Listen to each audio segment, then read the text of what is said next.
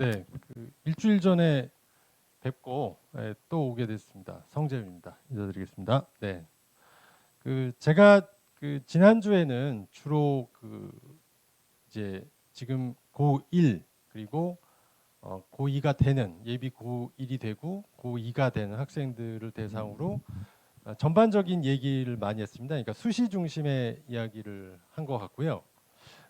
오늘은 예고된 바와 같이 이번 수능을 보지 않았습니까? 얼마 이제 11월 달에 있었던 수능. 아직 성적은 나오지 않았습니다. 성적은 언제 발표를 하냐 하면요. 12월 한 10일경에 하니까 오늘이 이제 4일이니까 한 일주일 정도 남았습니다. 그때 성적표가 정식으로 받게 됩니다. 그래서 아직은 가채점이지만 제가 여러 입시 기관들의 네트워크를 활용해서 정시에 어떻게 지원하는 것이 좋은지 지금 아마 오늘 참석하신 분들은 아무래도 지난주에 오셨던 분이 오셔도 된다고 제가 말씀을 드렸는데 지금 고2 현재 이제 곧 고3이 되는 학생들의 정시 수능 관련된 얘기를 조금 더 집중적으로 해드리도록 하겠습니다. 네. 그래서 여기 제목에 제가 당사자와 상대방 이런 얘기를 했는데요. 요 이유는 이제 뭐냐면 백수의 왕이 사실은 사자인데요. 사자인데 그 사자 중에 제일 약한 사자를 우리가 이제 당사자라고 합니다. 그래서 여러분들이 아마 지금 당사자 수험생이 된 당사자 심정은 굉장히 약하고 또 모든 것에 소심해질 수밖에 없습니다. 그리고 상대적으로 대빵 중에 제일 무서운 대빵은 이제 상대방이라고 하죠. 그래서 우리 수험생의 당사자 그리고 상대방 같은 마음을 제가 담아서 오늘 내용을 이제 준비를 했습니다. 이게 네, 시작을 하겠습니다. 네. 오늘 순서는 이렇습니다. 우선 이번 수능이 이번에 올해 있었던 수능이 첫 통합형 수능이면서 선택형 수능 첫 해입니다. 그래서 굉장히 혼란합니다. 지금 이 정시 지원을 어떻게 할지 말지를 갈피를 못 잡고 계시고 모의 지원도 믿을 수 없다. 입시 결과는 당연히 흐트러졌기 때문에 문이과 작년 입결하고 올해 입결은 현격히 달라질 것이기 때문에 정말 우왕좌왕하고 계신 수험생들이 굉장히 많습니다. 네, 그래서 그 부분을 제가 조금 분석을 해드리고 전망을 해드리고 올해 또 이슈가 되는 게 이제 교차 지원입니다. 그러면 이과 애들이 유리해졌으니 문과로 다들 넘어오는 거 아니냐? 이제 사실상 정부가 교육부가 정한 게 문이과가 이제 없어지는 거 아닙니까? 그러니까 이게 그렇게 되는 거 아니냐 그런 걱정이 많고요. 두 번째로 이제 그러면 어떻게 군별로 인원이 어떻게 됐고 또 수능 반영 방법에 따라서 정시 지원 전략이 달라집니다. 네, 그게 파트 2고요. 세 번째로는 이제 블라인드하고 학생부가 굉장히 이제 슬림화되는 시대에 수시 정시를 어떻게 적정하게 대비할지 그런 내용 중심으로 진행을 하도록 하겠습니다. 우선 지금 화면에 나가고 있는 게 올해 수능을 본 응시자 접수 현황입니다. 응시자는 이제 성적 발표 후에 정확하게 나오고요. 지금 여기 국어 같은 경우에도 선택 2개죠. 화작, 언내. 수학은 3개나 됩니다. 확통, 미적, 기하. 네, 이렇게 되고 사실상 사회과학 같은 경우에는 어떻습니까? 사회는 9과목이나 되고요.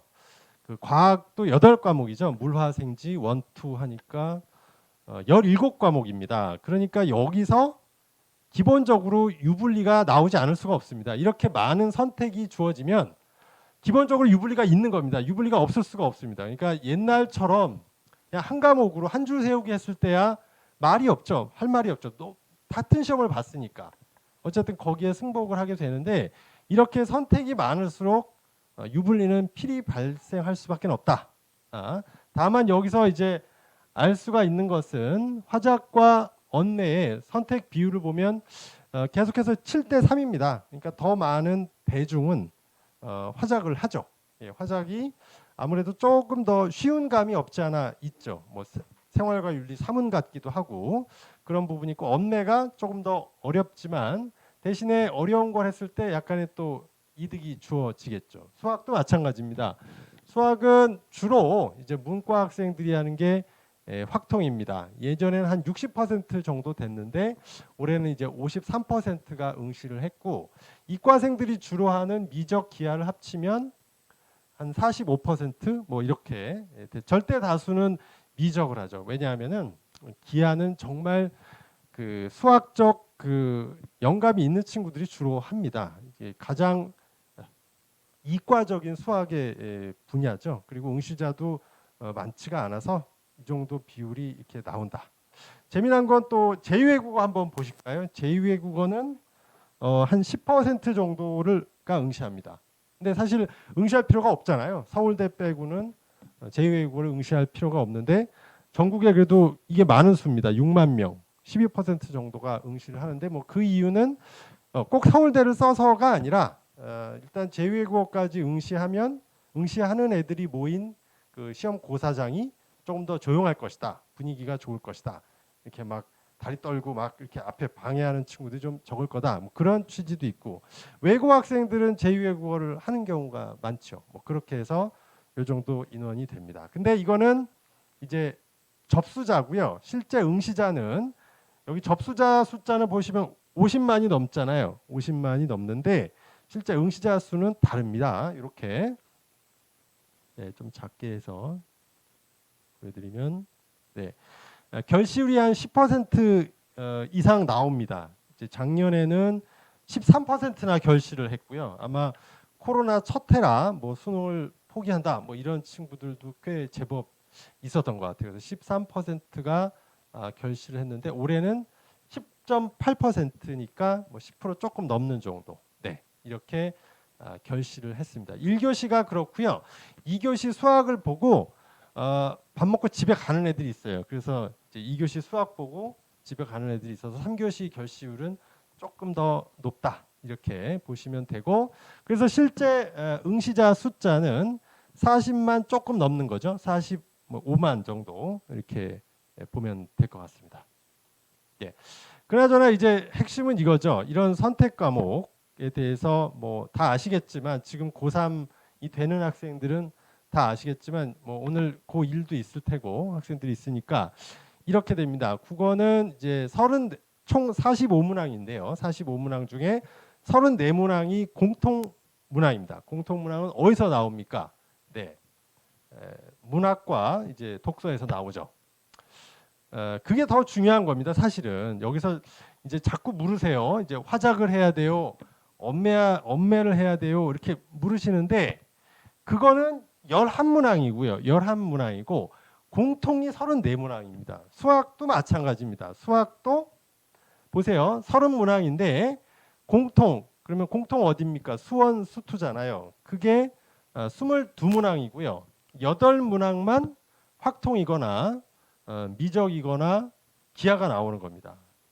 그러니까 사실 국어도요. 어떤 과목을 해야 유리하다, 불리하다 보다 더 중요한 거는 공통 과목을 잘 받는 게 핵심입니다. 그게 더 본질인데 엉뚱한 질문을 하시는 거예요.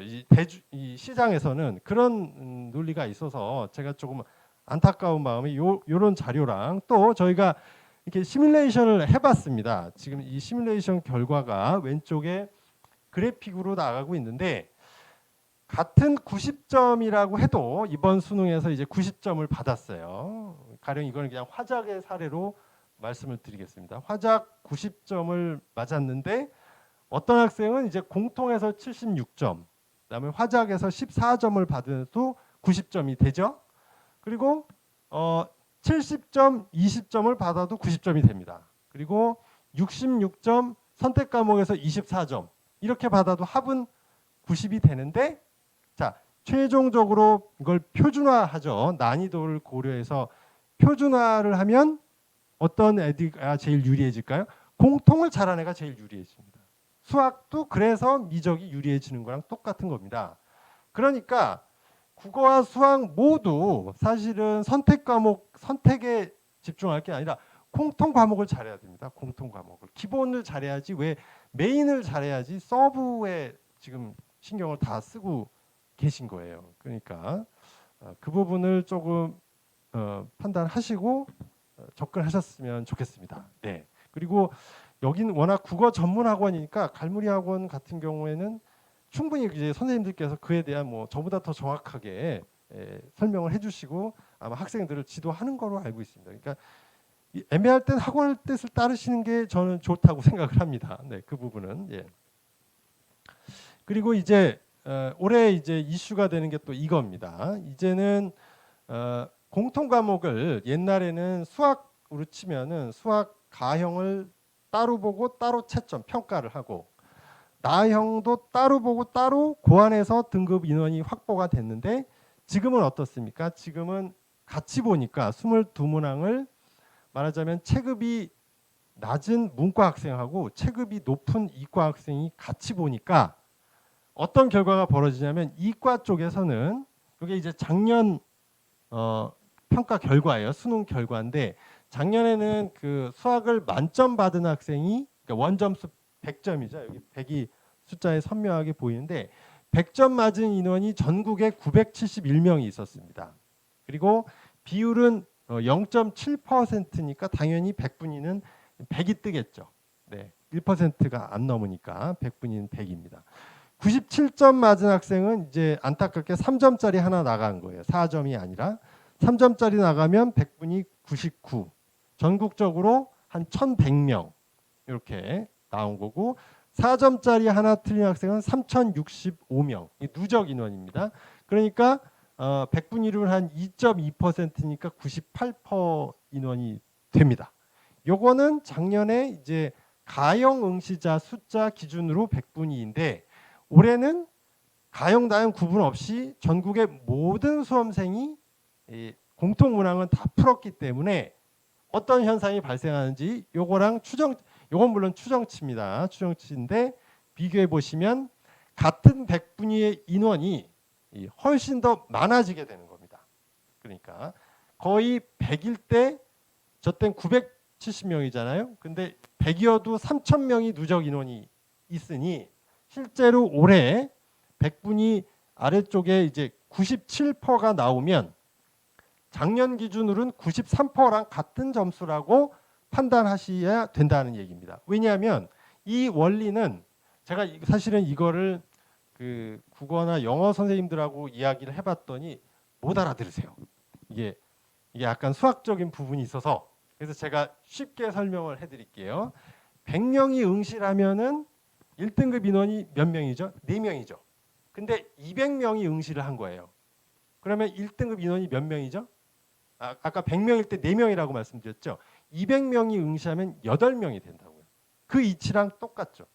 그러니까 올해 100분이 99는 작년 98이라고 보셔야 되고 97을 받았어. 97을 떠도 작년 100분이 93으로 받아들이셔야 인원이 비슷해진다. 이런 겁니다. 인원이 그러니까 98을 받아도 97을 받아도 인원은 작년 93 인원하고 비슷한 동점자와 이제 경쟁자가 있다. 이렇게. 그러니까 이과는 어떻게 될까요? 자연계는 점수가 올라가게 되는 겁니다. 올라갑니다. 그러니까 내가 이제 작년에 그 97이면 갈 수 있었던 성적을 거의 더 높은 성적, 그걸 제가 실증으로 데이터를 보여드리겠습니다. 이렇게 보시면 됩니다. 올해는 이제 문과, 이과가 성적이 변하게 된다. 자, 예를 들어서 몇 개 학과를 준비했어요.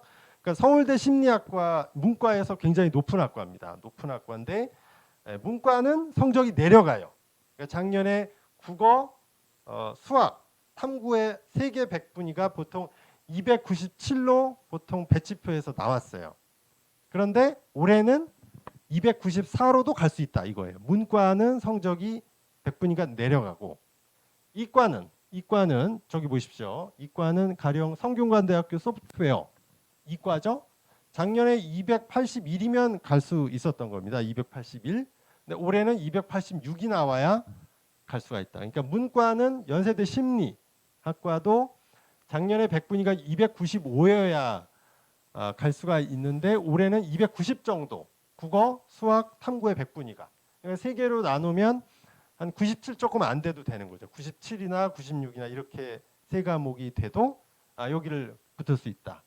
고려대 보건정책도 문과죠. 여기는 내려가죠. 작년에 292 292였어요. 292가 필요했는데 올해는 5, 6 정도는 낮아진다 이거예요. 문과는 낮아지고 이과는 올라가고 성대 자연과학부, 문화생지 이런 쪽이죠. 여기는 작년에 280이면 갈 수 있었는데 올해는 285는 돼야 안정된 점수가 된다. 그래서 이제 문이과 통합에 따라서 문과는 성적이 내려갑니다. 그러니까 올해 여러분들 뭐 문과생들이 계실 텐데 올해 내내 고3들은 우울했습니다. 이 성적이 수학 같은 경우는 아무리 잘해도 3위 뜨고 뭐 공통에서 다섯 여섯 개 펑펑 나가고 확통은 다 맞아도 막 3위 뜨고 막 이렇게 돼가지고 문과는 아무도 죄를 짓지 않았는데 모두가 죄인이 되었다. 막 이렇게 하소연을 했고요. 이과 학생들은 어땠느냐? 이과 학생들은 아주 뒤에서 미소를 머금으며 이 사회정의가 실현됐다. 이렇게 생각을 했었어요. 근데 이게 결국에는 똑같은 결과가 나오는 겁니다. 내가 올랐지만 이과는 올랐지만 결국에 정시로 갈 때 성적이 높아져야 되고요. 문과는 1년 내내 우울하고 힘들었지만 정시에 갈 때 조금 성적이 낮아져도 같은 대학에 갈 수 있게 되니까 이게 이 어퍼치나 사치나 결국엔 그 끝에 만납니다. 만나면 이렇게 된다. 사례를 보시면 되겠어요. 제가 실증 데이터로 말씀을 드렸습니다. 그래서 참 근데 그건 맞습니다. 올해가 진짜 제가 주변에 고3들을 보면 정말 불쌍해요. 이게 올해 고3은 이런 통합형, 선택형 첫 해죠. 그다음에 입결도 대기업에서 요즘 다 발표를 정석껏 50% 컷, 70% 컷 이렇게 잘 해주고 있습니다만 그게 작년하고 올해하고 아까 보셨지만 3에서 5 정도 변화가 있단 말이죠. 그러니까 참고 자료로서 많이 부실해요. 네, 그래가지고 제가 올해 고3을 여기다 썼죠. 이렇게 마루타가 됐고 그게 이제 통합형 수능에 코로나까지 올해 고3은 고2 때부터 코로나 때문에 학교에 뭐 거의 반도 못 가고 올해도 이런 일을 당해가지고 정말 지금 보시는 분들은 고3이 없을 테니까 다행입니다. 정말. 그리고 이과가 문과로 넘어온다. 이거는요. 이 입시 유불리가 있죠. 물론 있고 문과 성적은 내려갔고 이과 성적은 올라가는 것도 있는데 이 부분은 제가 뒤에서 조금 더 실제 데이터나 이런 걸 보면서 자세히 이 말씀드리고 통합형 수능의 난이도는 왜 공통 과목만 어려울까? 그럴 수밖에 없어요. 공통 과목은 왜냐하면 다 보니까요. 근데 선택 과목은 선택이잖아요. 그러니까 선택 과목을 어렵게 내면 그러지 않아도 선택이 많아서 유불리라고 온갖 그 욕을 다 먹는데 그렇게 낼 수가 없어요. 사탐, 과탐을 생각해 보시면 돼요. 사탐, 과탐도 마찬가지죠. 똑같아요. 국어 그런 식으로 공통 과목을 어렵게 낼 수밖에 없다. 그리고 이제 수포자가 그래서 작년부터 많이 늘었죠. 작년부터 이 수포자가 신조어입니다. 이 수학 포기자가 아니고요. 수학 포기자가 아닙니다. 수능 최저학력 기준 포기자가 많이 들었어요. 네. 수능 최저학력 기준이 이 문이과 통합에 따라서 문과는 사실은 내려줘야 되는데 대학이 빨리 안 내려줬고 이과도 그렇게 조정을 안 해서 그런 결과가 다 작년에는 13%가 결시를 했고 그러니까 수능을 포기한 거죠. 수능을 포기한 거예요. 수학이 아니라 아예 수능을 포기한 애들이 많아졌습니다. 근데 이렇게 수포자가 많아질수록 수능 결시율이 올라갈수록 사실은 더 나는 불리해지죠. 왜냐하면은 많이 봐줘야 표본이 많고 응시자가 많아야 좀 밑에 깔아주는 친구들이 있잖아요. 근데 그렇지가 않기 때문에 이게 그렇게 됩니다. 네. 자, 그래서 이겁니다. 이게 바로 그 올해와 이제 내년도 수능 최저 기준의 변화예요. 그래서 제가 여기다가 가로 열고 뒷북친다 이런 말을 했는데 지금 보시면 고려대학교, 성균관대학교, 서울대입니다. 이 자료는 제가 학원에 그 PDF 자료로 남겨드릴 테니까 그걸 보시면 되는데 이게 올해거든요. 올해는 문과가 보세요. 세계합이 5란 말이에요. 세계합 5. 이거 너무 가혹하잖아요. 그러니까 내년입니다. 이건 지금 화면을 보시는 이제 고2에 해당이 되는 거예요. 고2부터는 하나를 내려줬어요. 지금 보시면 세계합이 6이에요. 6. 그러니까 이거를 보세요. 왜 내년부터 하냐 이거죠. 제 얘기는. 올해부터 해야죠. 올해부터 이 통합형 수능에 따라서 문과가 수능 최저 맞추기가 어려우니까 이게 올해부터 세계합이 6이 돼야 되는데 내년부터 6을 한다는 거니까 이 뒷북을 치는 겁니다. 네. 그리고 이 성대도 마찬가지입니다. 성대는 어떻게 바뀌었냐면 작년에는 국수탐 두 과목을 평균으로 친 거예요. 그게 2계합이 5였어요. 그러니까 작년이 아니라 올해입니다. 올해. 근데 내년부터는 영어를 포함시키고요. 영어를 수능 최저 기준에 넣고 탐구도 한 과목만 충족을 해도 됩니다. 그렇게 3계합 6으로 내려준 겁니다. 수능 최저 학력 기준을. 그러니까 문과들은 내려줘야 되고 이과는 뭐 비슷하게 하거나 올려도 되는 건데 지금 이거를 2022학년도가 아니라 2023학년도, 그러니까 지금 고2한테부터 적용이 되니까 올해 고3이 불쌍해지는 이유가 여기 있는 거죠. 네. 이렇게 해서 지금 고대, 성대, 서울대 보세요. 서울대도 지균이 뭐였죠? 그 2등급 3개잖아요. 2등급 3개인데 이거를 올해 내년부터는 3계합 7이니까 3계합 7이면 몇이에요? 2, 3도 충족을 해요. 그러니까 이거 완화시켜 준 거죠.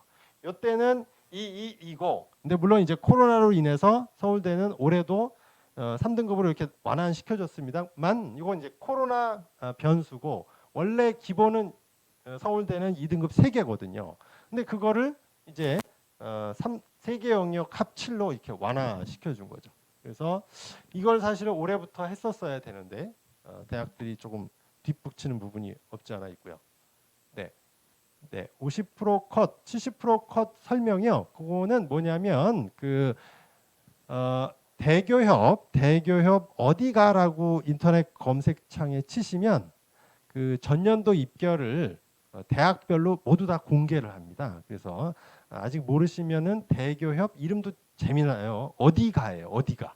제가 뒤에 페이지가 있습니다. 모르실 것 같아서 어떻게 경로를 가는지 말씀드릴게요. 네. 그래서 이 수능이 11월 18일 날 있었잖아요. 그러면 재미난 항상 반복되는 건데 그 다음 날 원래 그 다음 날은 통계가 잡히겠습니까? 안 잡힙니다. 그런데도 이 뒤에 나가는 화면의 회사는 항상 그 다음 날 입시 설명회를 해요. 그리고 이렇게 종이 배치표를 막 살포합니다. 네.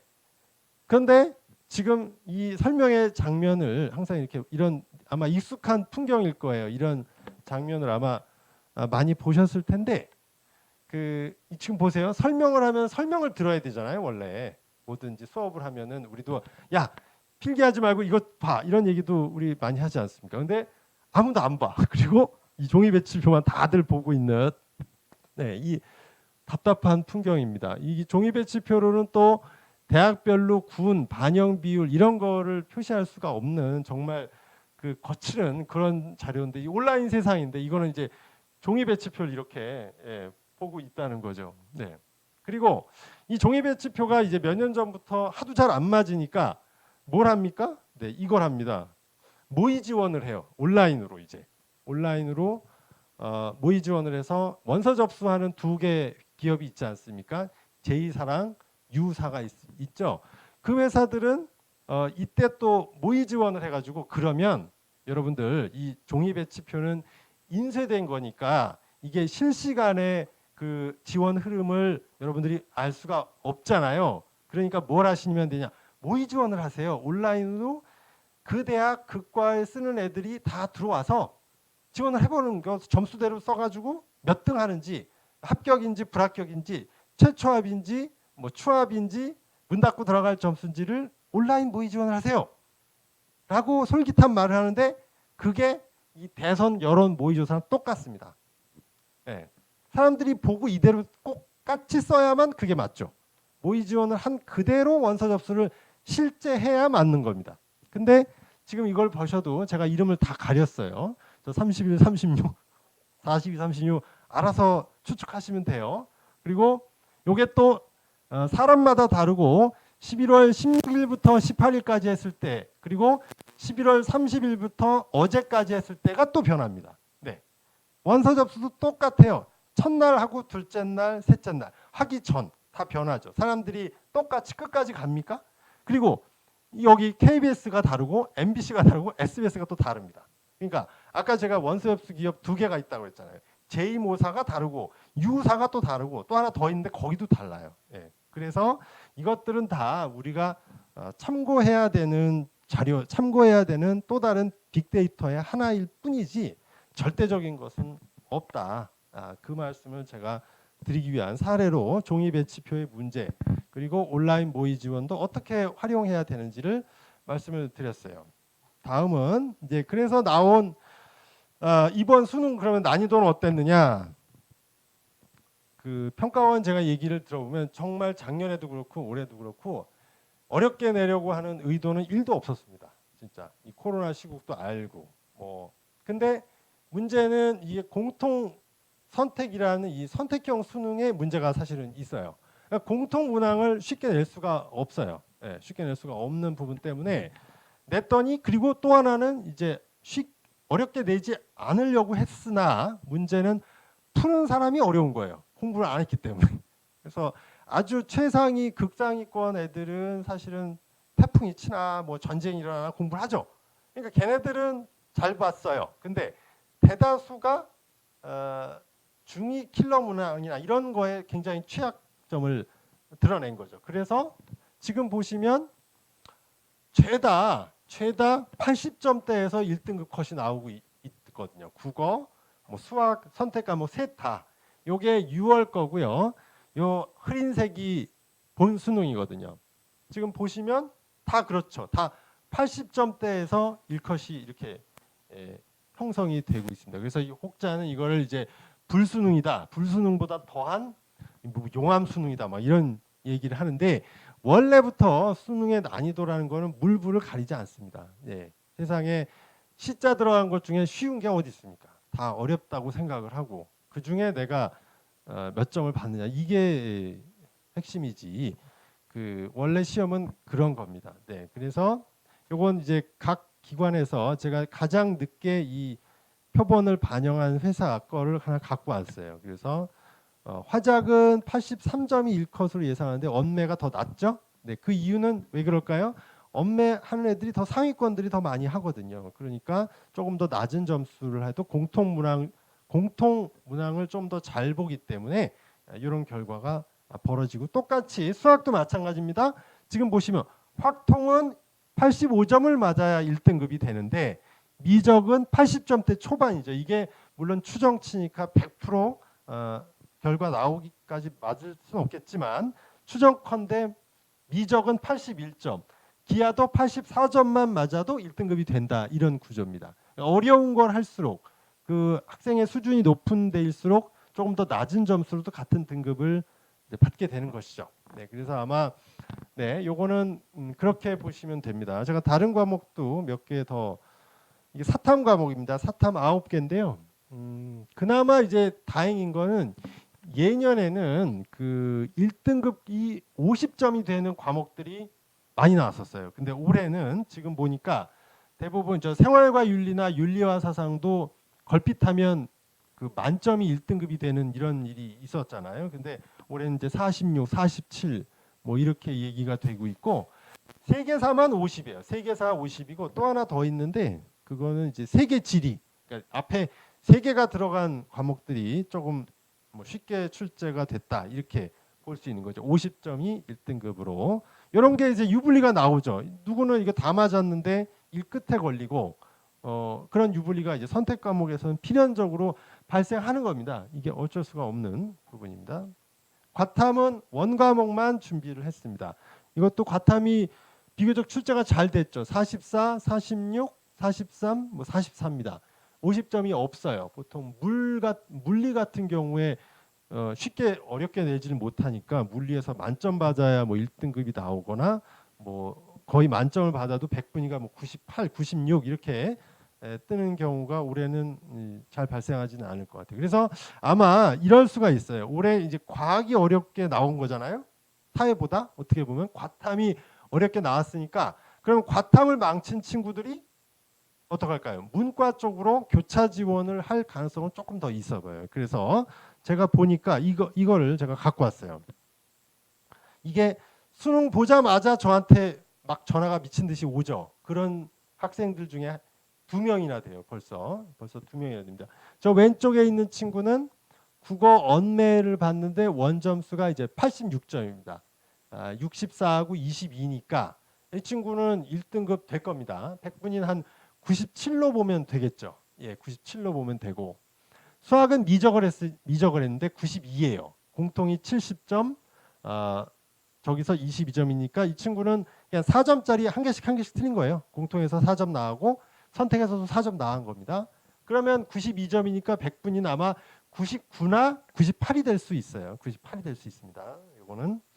그리고 이제 영어는 뭐 당연히 1이고 한국사를 다 맞았네. 네. 그런데 여기서 보세요. 생원은 44점. 네, 44니까 잘했어요. 1등급인데 지구과학이 부러졌어요. 지구과학이 31점이에요. 4가 떴단 말이에요. 그러니까 이런 친구는 문과로 넘어가면 문과는 또 어떻죠? 탐구 비중이 작아요. 이과는 제가 뒤에서 자세히 보여드릴 건데 문과는 국영수 비중이 크고 탐구 비중이 낮고요. 이과는 반대입니다. 인과는 수학, 과학 비중이 훨씬 높습니다. 그러니까 이런 경우에 한해서는 이제 교차 지원을 했을 때 실익이 있어요. 실익이 있는데 올해는 조금 작년 대비는 많아질 것 같긴 해요. 그래서 이 친구 같은 경우에도 이제 그런 경우입니다. 국어가 87, 예, 공통 66, 화작을 했어요. 얘는 화작이 21이고 예상 100분이 97, 수학은 88로 97이나 97 정도 보면 되겠죠. 얘랑 얘 한 문제 더 틀린 거죠. 한 문제 더 틀린 건데 얘가 99니까 얘는 아마 97이나 98 정도 보시면 되죠.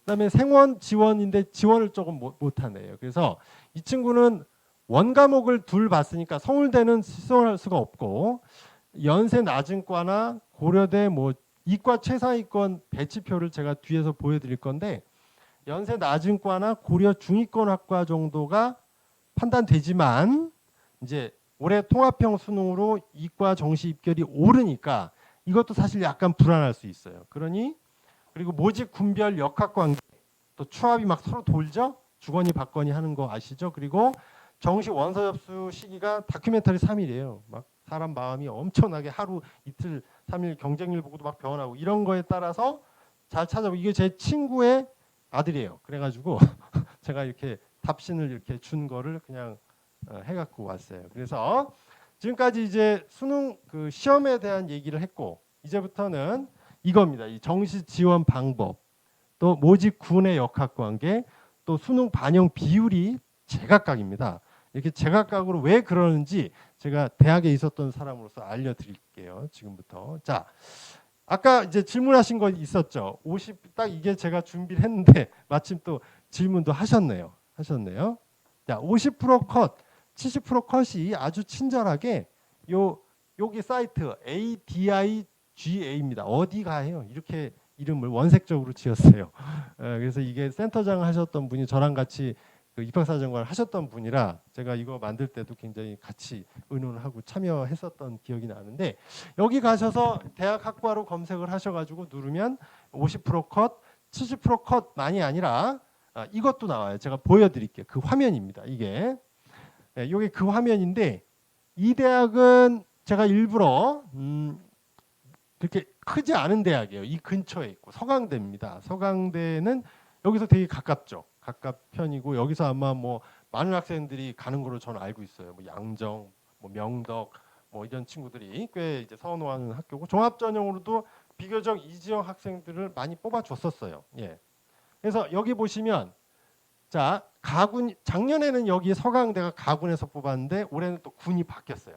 가군, 나군, 다군 3번이 있는데 대학들이 그거를 하다가 막 바꿔요. 문제는 왜 이렇게 바꾸는지 모르겠는데 바꿔요. 그게 왜 그런지 뒤에서 제가 말씀을 또 드릴게요. 그래서 여기 보시면 이제 대학 환산 점수는 이거는 반영 비율이 대학별로 다르기 때문에 이렇게 뜨는 거고 오른쪽에 여기 보시면 70% 컷만 제가 정리를 한 겁니다. 경영학과에 가는 애들은 국어가 96%, 수학이 93%, 탐구는 86.5%, 평균은 이제 95%다. 이런 거고. 요 아래 이제 기계공학과 다 있죠. 96, 93, 83. 뭐 전자공학과, 컴퓨터공학과, 요즘 컴공이 인기죠. 컴공이 많이 오르고 있죠. 96, 93, 81 이렇게 해서 탐구 비중은 높지 않아요. 왜 그러냐면 서강대는 국어 비중보다 수학이 높고 탐구는 국어보다 더 낮아요. 그러니까 성적이 어떤 애들이 지원할까요? 서강대에 지원하는 애들은 탐구가 좀 약하고 수학을 잘하는 애들이 지원을 하는 거예요. 그래서 수학 성적은 대부분 좀 높죠. 이런 경우에도 유럽 문화도 수학 100분위가 96%예요. 근데 탐구는 85%니까 2등급, 3이죠. 3등급에 가까운.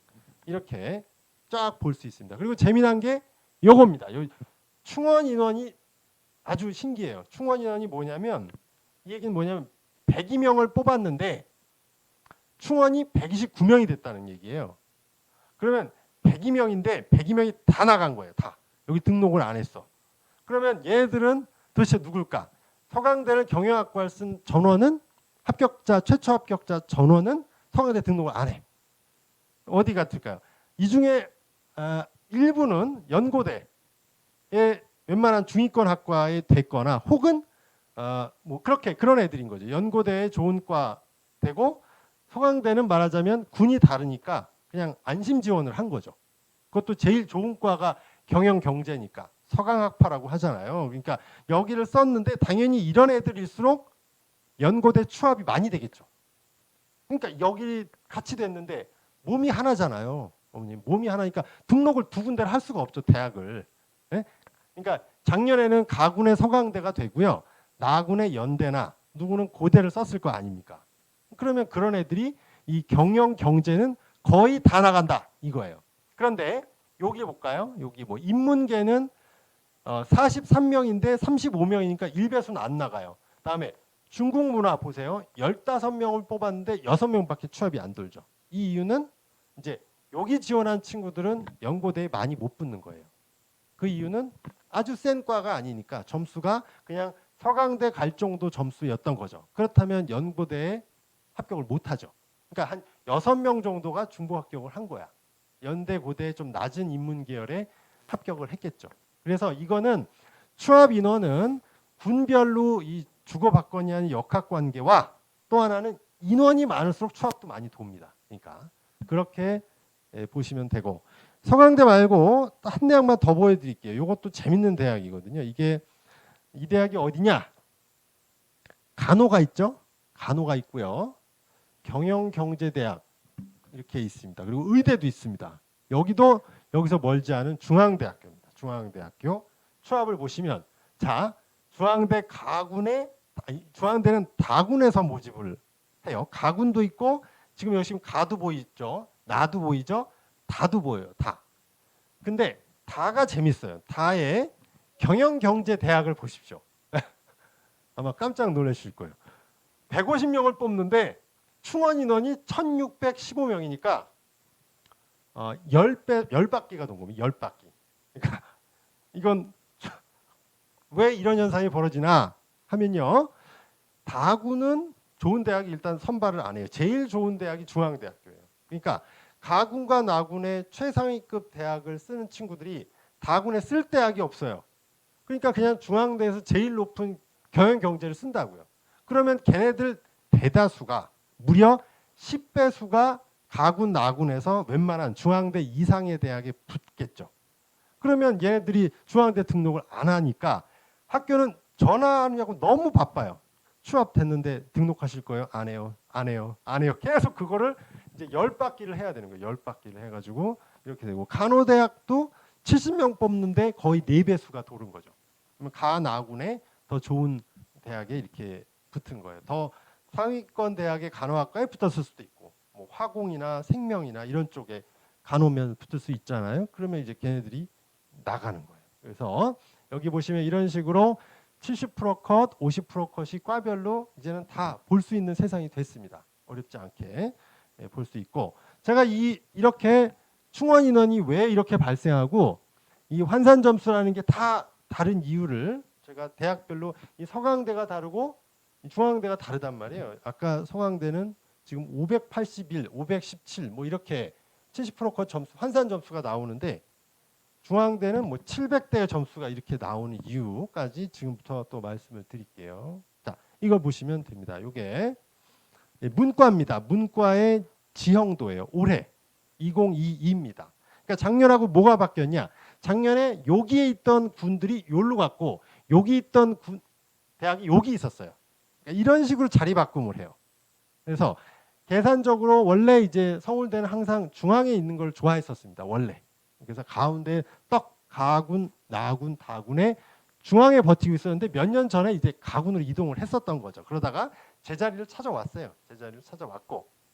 그러면 가군에 서울대가 있으니까 연대하고 고대는 가군에서 같이 선발하고 싶지 않아요. 왜냐? 그러면 애들이 다 서울대를 쓰지 연고대를 안 쓴단 말이에요. 그래서 옆에 군에서 뽑으면 결국 사람은 몸이 하나니까 그리고 3번을 쓸 수 있어요. 가군의 1회, 나군의 1회, 다군의 1회를 쓴단 말이에요. 3번을 써요. 한 번 쓰는 게 아닙니다. 그러면 최상위권들은 어쩔 수 없어요. 가군에서는 서울대가 없으니까 연고대를 쓰겠죠. 최상위권 애들이. 그러곤 나군의 자신 있는 최상위권은 서울대를 쓴단 말이에요. 그런데 어떨까요? 점수가 조금 모자라. 그럼 서강대나 성대 여기를 쓰겠죠. 그래서 추합이 발생하는 거예요. 추합이. 그래서 그중에 센 애들은 진짜 연대에 붙고 서울대 둘 다 붙었다. 그러면 뭐 서울대로 좀 빠지고. 일부 요즘은 근데 트렌드가 조금 변했어요. 옛날에는 대학을 더 많이 봤잖아요. 근데 요즘은 서울대의 인문대 비인기 학과 되고 연대나 고대 상경이 되면은 여기를 등록하는 애들도 꽤 나와요. 네. 이렇게 나와서 이게 서로 주거니 받거니를 하게 되고 점수가 좀 약하면 이제 서강대를 쓰니까 서강대는 추합이 3바퀴 막 이렇게 도는 거죠. 10바퀴 막 이렇게 돌고. 중앙대는 여기 보세요. 중앙대 여기 보이죠. 중앙대 다학은 위에 대학이 아무것도 없잖아요. 여기 없잖아.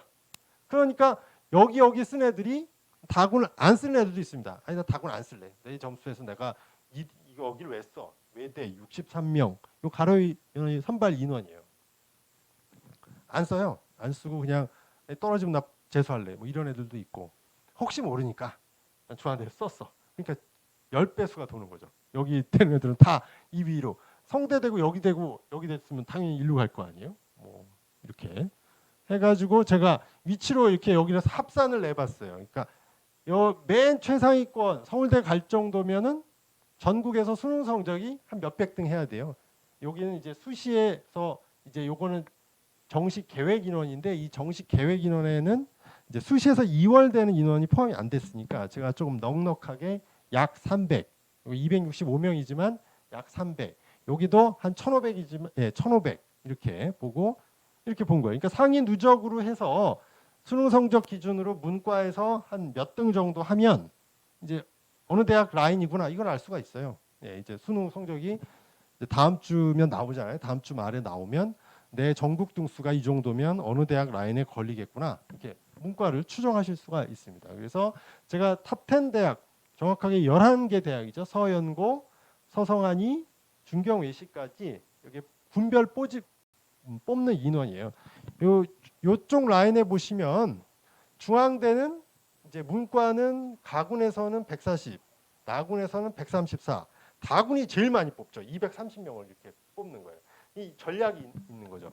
가군, 나군은 어차피 여 위에 대학 애들로 그 밑이 쓸 거니까 여기서 떨어진 애들을 많이 뽑아야지 하는 또 전략이 있죠. 여기서 안 되고 최종적으로 중앙대 등록하겠지만 거의 여기 급의 애들이 있을 테니까 이제 여기 장사가 잘 되는 거예요. 다군에서 이제 손해를 안 보는 이렇게 하고 이과는 조금 달라요. 이과도 서울대 같은 경우에도 문과는 요거밖에 안 뽑죠. 근데 이과는 그래도 520명을 뽑아요. 서울대가. 그러니까 이과는 정시로 장사가 잘 되는 거예요. 서울대가. 그래서 문과는 수시로 많이 뽑고 이게 문과 이과 좀 다릅니다. 그렇게 해서 연대, 고대, 이런 가군, 나군, 서강대 마찬가지죠. 이렇게 포진이 돼 있고 외대는 이제 자연계가 용인 캠퍼스, 그 글로벌 캠퍼스니까 여기 빠져 있는 겁니다. 그리고 중앙대, 경희대, 그리고 이제 경희대는 주로 나군의 이과는 주로 국제캠에 있죠. 700명이 있는데 그렇게 됩니다. 네. 그래서 여기도 제가 누적 인원을 이렇게 쭉 정리를 해봤어요. 요 역학관계에 따라서 추합이 많이 발생을 하고 또 뜻밖의 추합이 발생하다 보면 가령 이런 경우 있죠. 이런 경우 이제 여기 연대, 경영 그럼 140명을 뽑아요. 이번에 정시가 늘었잖아요. 120명대 뽑다가 올해 144번 4명을 뽑습니다. 이 숫이 넘어오면 조금 더 늘어날 수도 있어요. 그러면 보세요. 서울대 쓴 애들이 전원 거의 연대 경영을 쓰는데 그러면 서울대 붙으면 경영 애들이 다 빠져나가죠. 연대도 빠집니다. 연대도 빠지니까 그러다 보면 맨 마지막 취업의 인원은 정말 뜻밖의 그 학과에 갈 그 대학 그 학과 점수가 아닌 애가 운 좋게 이제 소위 말해서 이제 핵방구라고 하죠. 그런 거를 만날 수도 있으나 이제 그거를 알고 쓸 수는 없고요. 그냥 운이에요, 사실. 그게 뭐 누구는 맞췄다. 그거 다 선견지명이 아니라 후견지명입니다. 후견지명. 나중에 그렇게 안 거지 미리 알고 이런 사람 없어요. 대개 어떤 경우 그런 발생을 하냐? 뭐 본인이 재수해도 된다. 그리고 나는 뭐 재수할 생각이니까 이번에 가군, 나군, 다군 다 떨어져도 된다. 이렇게 하면 저도 그렇게 지원해 줄 수 있죠. 막. 예. 근데 지금 삼수생이야, 뭐 재수생이야. 그러면 그렇게 쓸 수가 없잖아요. 붙을 때를 써야 되잖아요. 그러니까 이게 정시가 그래서 약간 진짜 어려운 부분이 있고 그 다큐멘터리 3일 갖고 막 그런 모의 지원도 해보고 뭐 종이 배치표도 보고 어디 가도 뒤지고 이렇게 하게 되는 겁니다. 그래서 이제 그런 역학관계를 잘 하여튼 읽어서 저도 올해 정시 상담을 뭐 하기는 매년 하니까 잘 해야겠죠. 어려운 일입니다. 네, 진로도 생각하고 뭐 과가 먼저냐, 뭐 대학이 먼저냐, 뭐 이런 부분, 네, 이런 부분까지 종합적으로 고려해서 진로 상담이 돼야겠죠. 진로 상담 차원에서 이 진학 상담도 하고 정시 배치 상담을 했을 때 뜻밖의 좋은 결과가 이제 있기도 한다. 그게 이제 정시 지원의 메커니즘이고요. 또 다른 거, 이건 좀 되게 복잡한데 이게 제가 이 원리를 제가 오늘 알려드리기로 했잖아요. 이게 아까 그 서강대학교하고 중앙대학교의 환산 점수가 앞서 보셨지만 다 다르죠. 네. 이 수능 원점수는 같은데 그 대학별 점수가 다 달라요. 그 이유가 이제 여기에 있습니다. 이게 왼쪽은 대학, 이건 문과의 국어, 수학, 탐구의 반영 비율을 원래는 요강에는 이렇게 안 나와 있습니다. 이렇게 안 나와 있어요.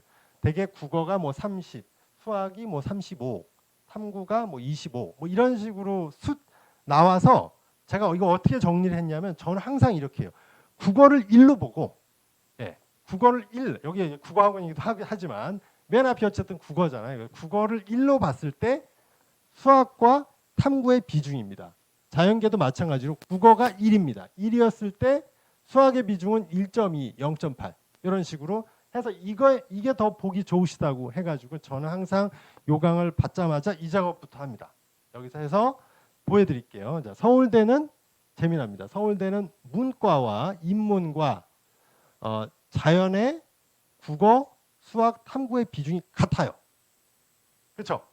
이게 또 재밌는 거예요. 원래 보통 밑에 보시면 이과는 수학과 탐구가 높거든요. 근데 이 서울대는 문과도 국어보다 수학이 높아요. 국어가 1인데 수학이 1.2입니다. 탐구는 0.8이니까 국어보다 비중이 낮은 거예요. 네. 그렇죠? 그러니까 요거에서 국어, 영어, 수학이 더 탐구보다 높은 게 나오는 거죠. 자연계는 당연히 국어보다는 그래도 수학 비중이 크구나. 이런 걸 알 수가 있고요. 연대하고 또 차이가 있죠. 연대는 국어도 1이고요. 문과는 수학도 1입니다. 그러니까 같아요. 국어하고 수학의 반영 비중이 같고 탐구는 못해도 돼요. 0.5니까. 그러니까 최상위권 서울대 연대를 쓰는 애 중에 어떨까요? 조금 더 수학을 잘하고 탐구를 잘하면 이제 서울대가 더 유리한 거고 연대는 국어 수학 잘하면 탐구가 조금 망가져도 탐구가 뭐 2등급이 2개다 해도 연대는 국어 수학이 1등급 높은 1등급이면 붙어요. 그런 걸 이제 아실 수 있을 거고 이과 쪽은 완전히 다르죠. 서울대 이과는 탐구가 0.8이에요. 과탐. 또 거기다 서울대는 올해는 뭐냐? 투과목을 꼭 봐야 돼요. 하나가. 연대는 안 봐도 되고 원원 보는데 대신에 비중이 1.5예요. 네. 그러니 지금 이 두 대학만 봤죠? 그래도 서울대 연대는 비슷한 대학 아닙니까? 최상위 대학인데 이렇게 반영 비율이 다르니까 이걸로 환산해서 먼저 그 성적표에 받은 국어, 수학, 영어 등급, 뭐 탐구 점수를 이 비율을 곱하면 환산값이 달라지게 되죠. 그럼으로써 무슨 효과가 있느냐? 이걸 제가 알려드릴게요. 지금 밑에도 설명은 제가 드릴 건데 똑같은 대학이 단 한 곳도 없습니다. 똑같은 반영 비율이 이건 저희끼리 얘기하는 무슨 얘기를 하냐면 이거 한날 한시에 대학들이 모여서 서로 작당을 하지 않았으면 이렇게 달라질 수 없을 거다고 이렇게 얘기할 정도로 다릅니다. 지금 이렇게 왜 다르게 하냐? 특히나 뒤에 제가 이대, 뭐 중앙대, 경희대, 외대, 시립대까지도 간단하게 설명을 드릴 건데 반영 비율이 비슷한 대학, 그러니까 레벨이 비슷한 대학일수록 더 달라요. 그 이유는 자 이거를 같은 대학이 만약에 반영 비율을 똑같이 하면은 환산 점수가 같아지니까 입결이 똑같이 드러나 버려. 어느 대학이 어느 대학보다 낮다가 바로 드러나 버리죠.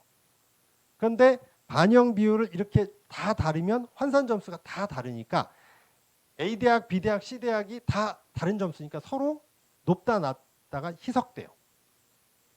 환산 점수상에서는 뭐 여기 대학은 700점이 만점 기준이고 우리 대학은 600점이 만점 기준이니까 서로 비교를 안 하게 하려고 이렇게 서로 다르게 하는 겁니다. 다르잖아요. 지금 연대는 이과 같은 경우에 과탐을 잘하는 애들이 가요. 근데 서울대는 과탐을 좀 못해도 국어 수학 잘하는 애들이 가고요. 그러니까 이런 식으로 비슷한 대학일수록 반영 비율을 다 다릅니다. 서연고 보세요. 고려대학교는 또 비슷한데 문과라 비슷한데 또 여기는 또 탐구가 0.8이에요. 또 연대는 0.5잖아요. 근데 고대는 또 탐구가 0.8이야. 이런 식으로 장난질을 치는 거예요. 조금씩 대학들이 다. 탐구도 여기는 1점 다르죠. 지금 서연고야 사실은 스카이인데 왜 이거를 이렇게 다 다르게 조금씩 숫자 0점 몇인데 0.1 뭐 이런 식으로 다 다르게 한단 말이죠. 서강대는 과거부터 인문 자연의 비중이 같았어요. 그리고 수학의 비중이 높아서 아까도 보셨지만 문과에서도 수학 잘하는 애들이 쓰고 뭐 국어 2등급에 가깝고 탐구가 좀 못해도 0.5밖에 안 되거든요. 탐구가 서강대는. 그러니까 탐구 망가진 애들이 아까 보셨지만 서강대 입결 보셨잖아요. 입결이 국어 수학은 높은데 탐구가 되게 80대 중반인 애들 3등급도 있고 2등급도 있고 이렇게 붙게 되고 네 성대 그리고 성대는 자연 계열이 또 1대 1.6대 1.14니까 또 다르죠. 또 달라요.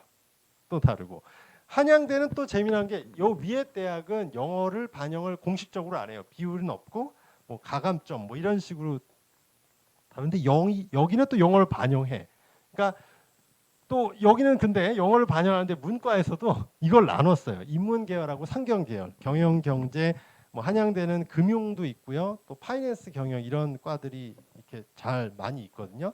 그 과들은 일반 뭐 국문과나 뭐 영문과나 이런 업문 인문하고는 또 반영 비율을 달리 한다는 거죠. 그래서 여기 보시면 한양대는 문과, 그냥 문과, 어문 계열 이런 데는 국어 1, 수학 1, 영어 0.3, 탐구가 1인데요.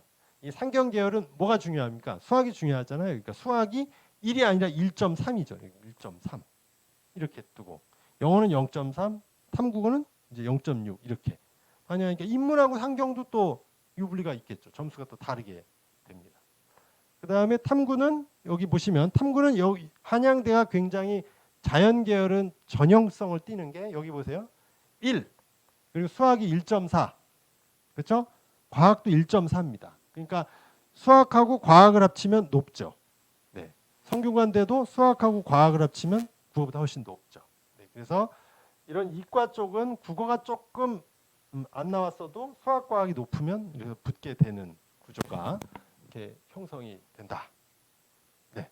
그리고 그 아래 이화여대, 중앙대, 뭐 경희대, 한국외대, 뭐 시립대 오늘 제가 이렇게 준비를 했는데 다 달라요. 이화여대는 또 영어를 반영하는데 영어는 이제 0.6이고 수학이 여대들은 보통 대부분 이 수학 반영 비중이 문과에서는 국어보다 낮습니다.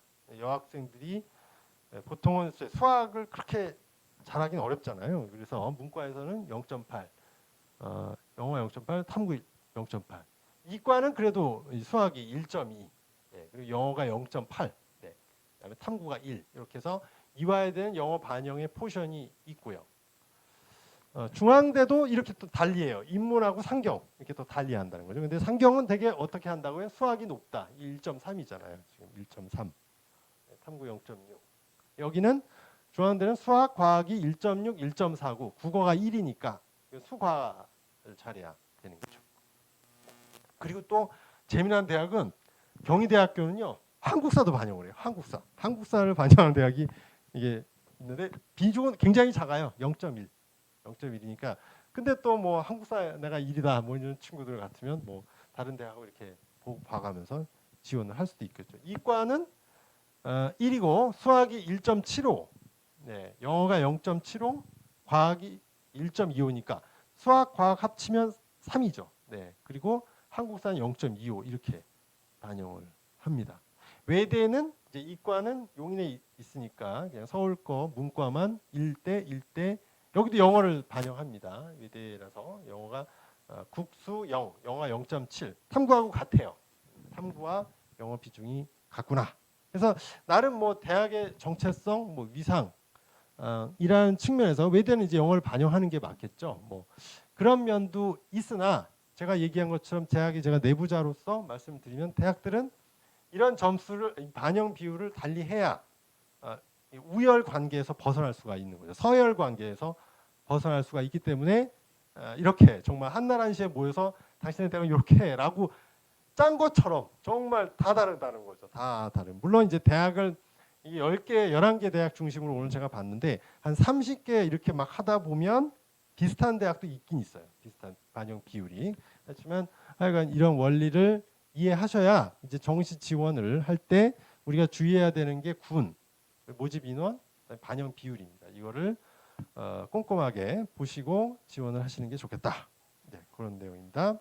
자, 그리고 이제 세 번째로인데요. 이건 이제 블라인드와 학생부 슬림화 시대의 수시 정시 대비 전략입니다. 그래서 입시 객관적인 부분은 제가 지난번에도 간단하게 언급을 드렸지만 올해 이제 지금 보시는 학년도는 2022가 아닙니다. 2022는 사실 끝난 겁니다. 정시만 남아 있고 이제는 끝났어요. 끝났기 때문에 2023의 전개도 보여드리면 이렇게 보시면 됩니다. 서울하고 수도권은 정시가 40% 다 채웠어요.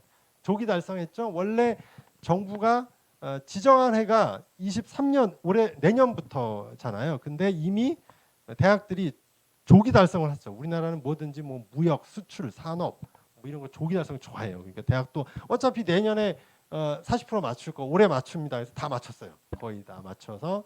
근데 이게 양극화된 거죠. 서울하고 수도권은 정시 비중이 높고 비수도권 지방 있죠. 지방은 애들을 못 뽑아요. 그러니까 정시로 뽑을 수가 없습니다. 수시로 무조건 7, 80% 뽑는. 그리고 지방의 모 대학은 수시 100인 대학도 수두룩해요.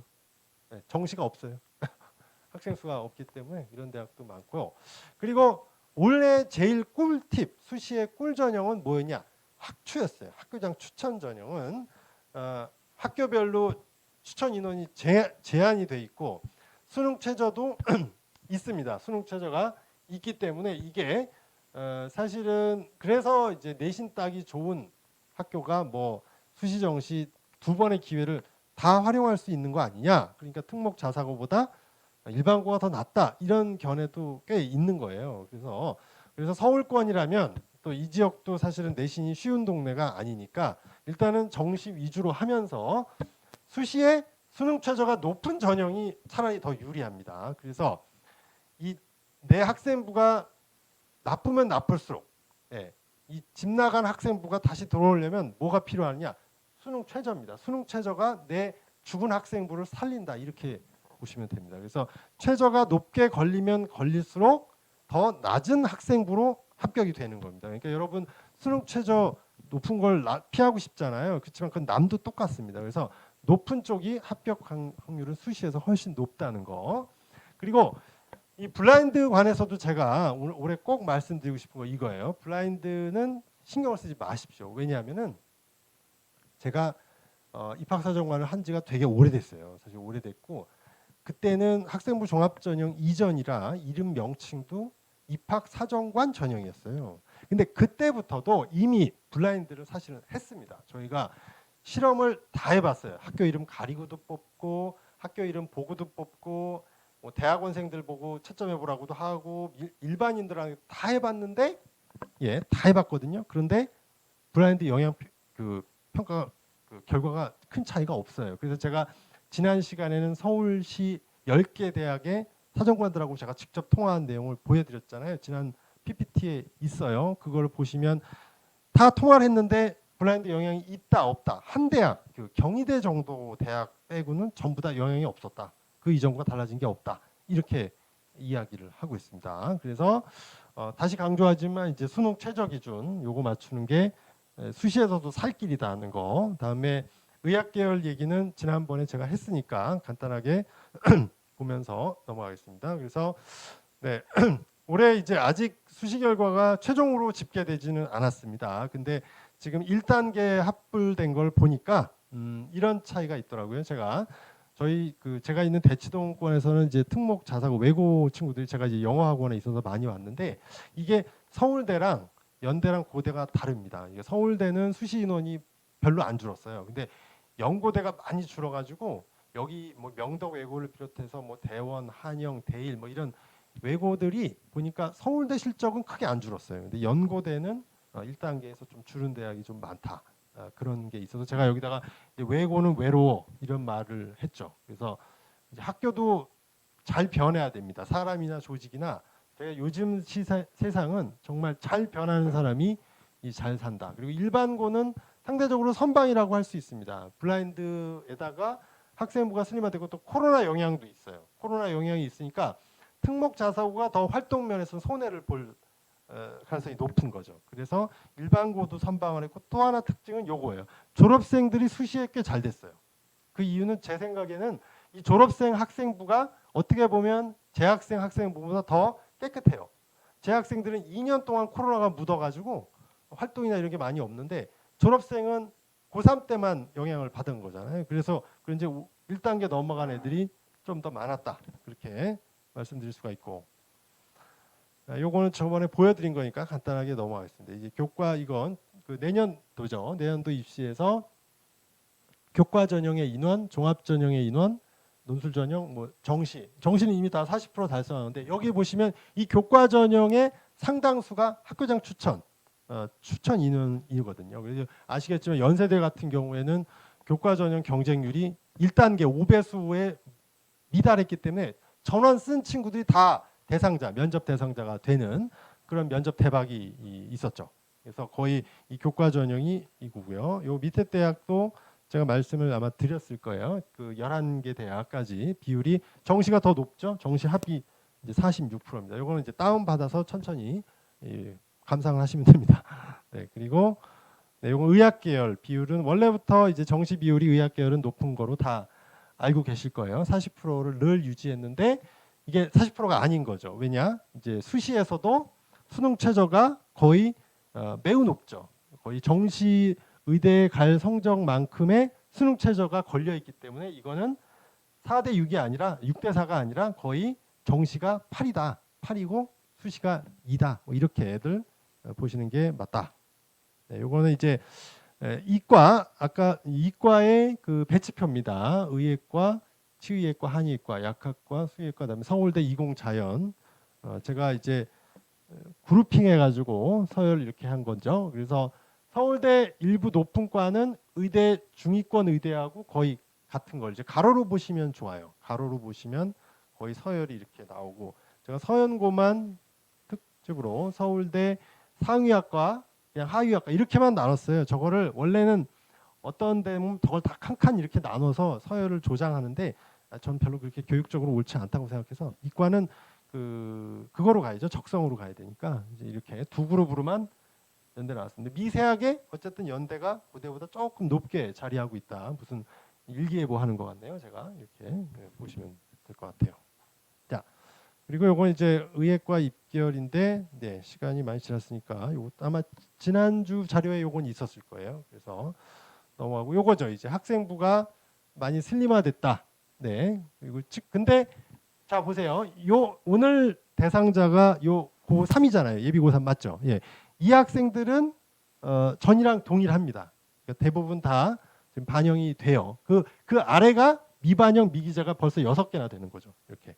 그러니까 지금 올해 고3이 되는 친구들은 그동안 했었던 학생부를 어쨌든 마무리는 잘 지어야 됩니다. 1학년 때 뭐 이생망 이런 얘기 하잖아요. 1학년 때 생기부 망했어. 뭐 2학년 때 생기부도 망했어. 그래도 그 생기부 살리는 길은 뭐라고요? 수능이고요. 수능이고 학생부 세특도 뭐 창체도 어쨌든 하던 것에서 연장선상에서 지금 고3은 챙겨야 됩니다. 지금 고3은 뭐 자율동아리, 정규동아리 이런 게 이제 필요하니까. 다음에 수상도 이번 고3까지는 학기당 하나가 필요하고 독서도 기록이 됩니다. 되니까 요 고3하고 지금 고3 되는 애들은 해야 되고 그 아래가 이제 좀 학생부를 덜 해도 된다. 이렇게 보시면 돼서 제가 지금부터는 요거는 이제 이거 지난 시간에 보여드린 거니까 네. 자 이건 뭐냐면요. 이제 세특을 잘해야 된다. 창체보다 세특 중요하다. 그래서 제가 전공별로 학생들이 저한테 그동안 물었었던 겁니다. 물었었던 나는 경제 경영을 가야 되는데 어떤 탐구 주제를 하면 좋을까요? 수행 보고서 같은 건 뭘 하는 게 좋을까요? 애들하고 같이 이런 거에 관련해서 최근에 제가 시사 뉴스나 뭐 이런 자료들에서 써먹을 수 있는 것들만 이렇게 저는 추려서 줍니다. 경영 경제 뭐는 아무래도 경영은 기업하고 관련된 거죠. 또 요즘에 경영에도 인공지능이 들어가는 도입되는 거, 윤리 뭐 이런 거하고 이제 연결이 됩니다. 그리고 뭐 외교 같은 경우에도 여기 있고요. 디커플링 뭐 이런 용어, 탈공조화 뭐 요소수 사건 그런 게 있었는데 그게 다 경영 경제하고 통상 국제 통상하고 또 관계가 있는 이슈잖아요. 그래서 그런 것들을 제가 쭉 해놓고 뭐 이런 것도 정치 외교 이런 쪽에 진실의 반대는 거짓이 아니라 지나친 확신이다. 뭐 이런 내용 이걸로 제가 요거를 드릴 테니까 물론 요 안에 있는 내용은 이제 제가 갖고 있는 건데 이 키워드로 검색을 하시면 써먹을 수 있는 학생부에 써먹을 수 있는 한 몇 줄 정도를 활용할 수 있는 이런 보도 자료들을 검색하실 수가 있을 거예요.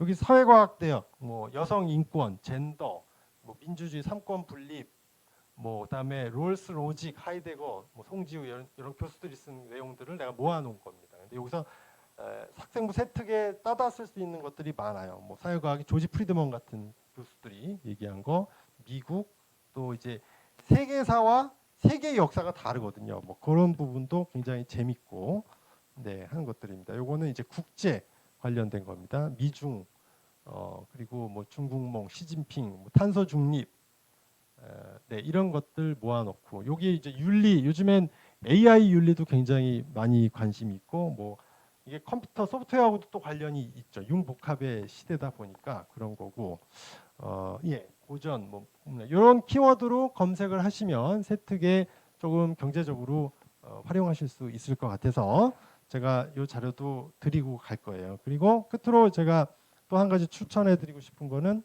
만약에 이제 우리 학교에 내가 원하는 과목이 없다. 뭐 요즘은 선택 과목 이런 게 많으니까 그럴 경우는 이 사이트도 괜찮습니다. 이거는 내가 그냥 온라인으로 수강하고 이거는 보통 이제 학생부에 쓸 수 없는 뭐 영재학급 활동 뭐 이런 거 있잖아요. 그게 아니라 이건 쓸 수가 있어요. 여기서 보시는 거는 다 학생부 세특에 기록을 해주는 내용입니다. 그래서 이것도 뭐 활용을 하시면 되고요. 그리고 끝으로 제가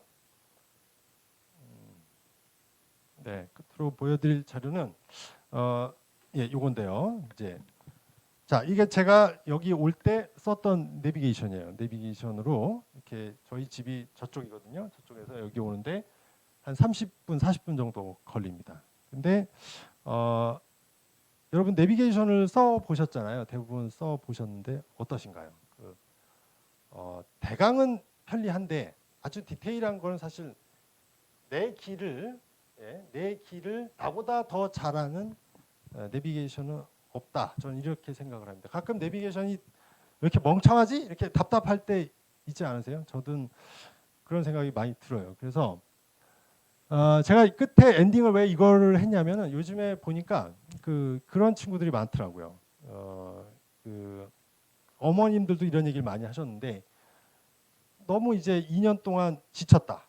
이제 애들이 학교를 안 가고 집에 있으면서 공부를 하는지 탭을 보는지 뭐 유튜브를 보는지 모르겠다. 답답하다. 그리고 이제 삼시세끼 돌면 밥 뭐 이렇게 하셔가지고 너무 지쳐서 이번 겨울방학에 그 기숙학원에 쳐넣어야겠다.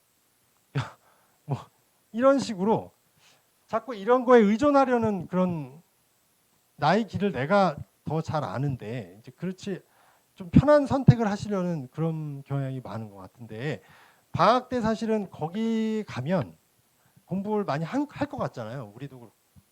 그게 저는 내비게이션 같은 거라고 생각을 합니다. 실제 디테일한 부분은 그리고 그렇게 생각한 것만큼 공부가 잘 되지 않는 경우를 워낙 많이 봐서 갔다 온 애들을 보면 거기서 굉장히 많이 한 줄 착각을 해요. 착각을 하는데 실제로는 지금 본인이 조금 주도적으로 이 학원도 다니면서 또 챙길 것도 챙기고 이러는 데는 이 기숙학원이 정답이 아닌데 그냥 쉬운 선택을 너무 하시는 게 아닌가. 그냥 우리가 인공지능에 나를 맡기고 이렇게 그냥 파파고 정도는 대강의 번역은 되잖아요. 파파고가. 근데 사실 섬세하고 디테일한 부분은 파파고가 전혀 못하거든요. 그러니까 이 기숙학원이나 이런 데를 보면 학생 개별로 이렇게 하기보다는 진짜 그 조직을 위한 뭐 이런 시설을 위한 이런 프로그램으로 진행되는 것이 너무 많은 걸 제가 봤기 때문에 그런 것보다는 방학 때 챙겨야 될 거 이렇게 스스로 계획을 가져가면서 준비를 하는 것이 더 낫지 않을까 저는 이제 그런 생각을 살짝 해봤습니다. 네. 네, 그래서 오늘 제 설명회는 이제 여기까지 하기로 하고 이 뒤이어서 이제 네, 그 교수부장님인가요, 선생님? 예. 질의응답을 받겠습니다. 맞네요. 질의응답 여기 올려주시면 됩니다. 질의응답을 해주시면 제가 답변을 드리죠.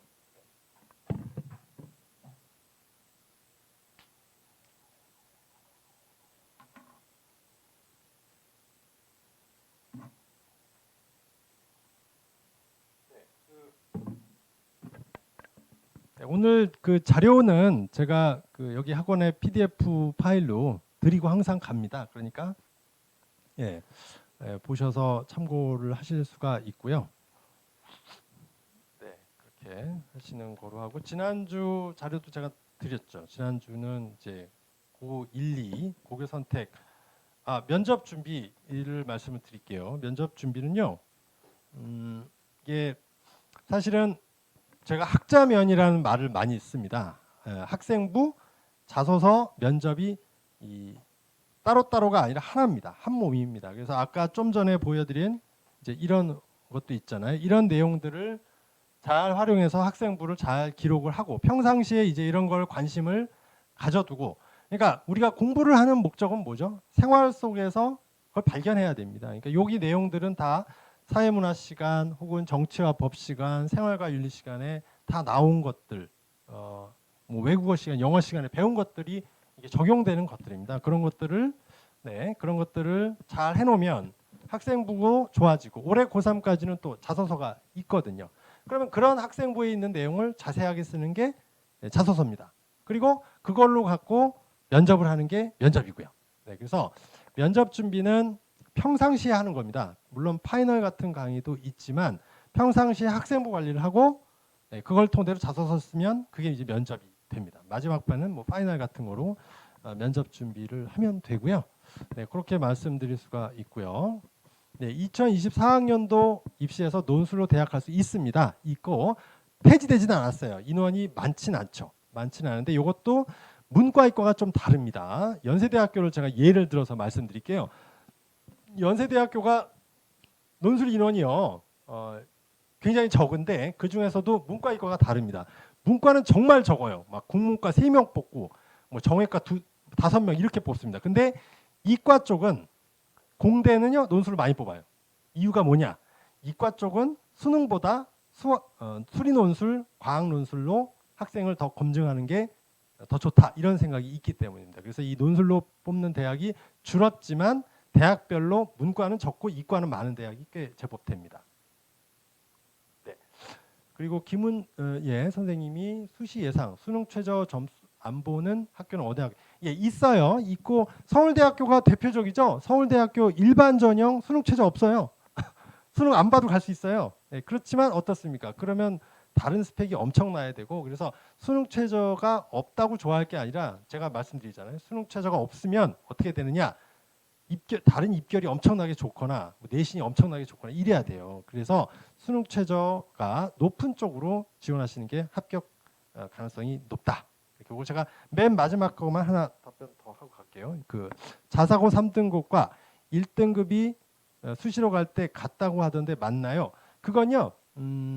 거의 비슷해요. 왜 그러냐면 실제 자사고의 교육 과정, 자사고도 물론 전국 단위 자사고냐, 뭐 지역 자사고냐, 뭐 이런 것 따라 조금 다른데 전국 단위 자사고는 그 누가 봐도 이제 문맹자가 아닌 한 보면은 얘들이 노력을 많이 했다는 거를 보입니다. 과목도 특이하고 심화 과목도 많고 뭐 이런 게 많은데 일반고 1등급하고 거의 같게 보이는 경우가 많습니다. 그러니까 종합 평가를 했을 때는 숫자에서는 일반고가 1이 더 좋은 거지만요. 종합 평가를 했을 때는 자사고 3이면 일반고 1보다 더 좋은 학교들도 많이 있습니다. 그렇게 사정관들이 입학사정관들이 숫자와 글자를 다 보기 때문에 숫자만 보는 게 아니기 때문에 실제 자사고 3등급은 일반고 1등급으로 평가되거나 오히려 더 우수하다고 평가될 수 있다. 네, 그렇게 보시면 블라인드를 해도 마찬가지입니다. 우리가 이제 문맹자가 아니지 않습니까? 그럼 다 글자가 보이는데 과목명도 뜨고 외고 같은 경우에도 그렇게 많은 어학, 심화 영어 회화, 심화 영어 독해, 장문 이런 걸 다 했는데 어떻게 똑같이 보면 그건 공정한 게 아니죠. 예, 공정한 게 뭔지 생각해 보시면 되겠습니다. 네, 마치도록 하겠습니다. 저는 이렇게 하고 마이크를 넘겨 드릴게요.